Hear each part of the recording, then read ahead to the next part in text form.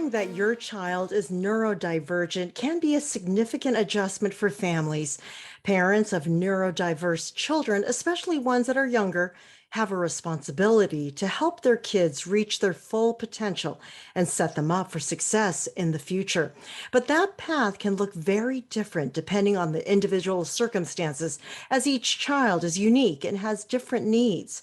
For some parents, social media support groups can be a useful tool to help them navigate. Social media sites now have an extensive ecosystem of support groups for every stripe of neurodiversity.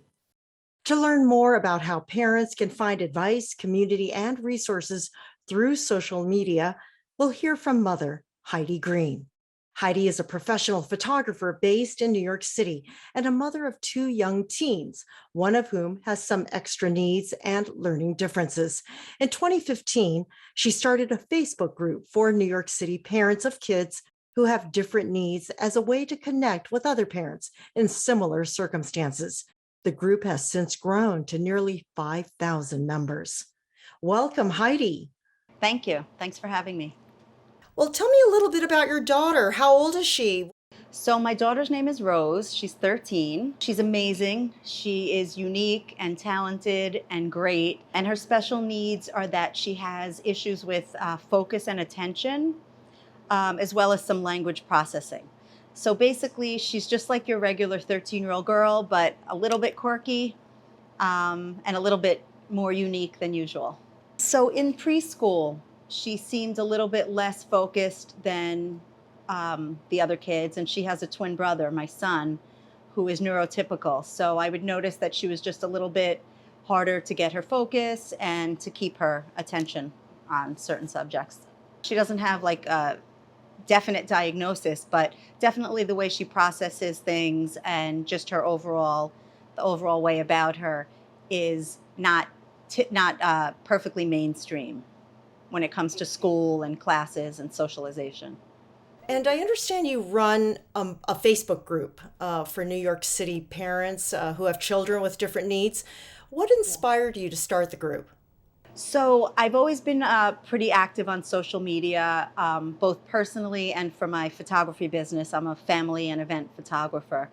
And for some reason, it just popped into my head a few years ago that there wasn't a page for parents to connect who have kids with different needs, whether it be just some little tiny needs like my daughter has, or even more health problems, other types of special needs, and that it would be great to have a place where people could connect or even post anonymously for support and advice when it comes to this situation for their kids.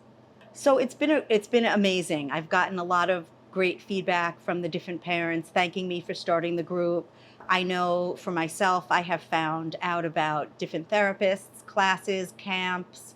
I've been able to connect with parents who have kids of the same age with similar needs for social play dates and things like that. And as the moderator, basically, I just make sure that everybody is being respectful and staying on task and on target, posting things that make sense, not just throwing advertisements and things into the group, but really offering advice or asking for help, just with the topic of kids with needs. Do you think it's helped you be a better parent to your daughter? I think so, because we are all sort of in the same boat. And when you can connect with other parents who have the same questions or the same concerns, it sort of puts the parents' minds at ease. And then you can be a better parent when you're not so worried, especially about special circumstances or needs. It makes you a better parent when you can sort of understand and not be as nervous about it.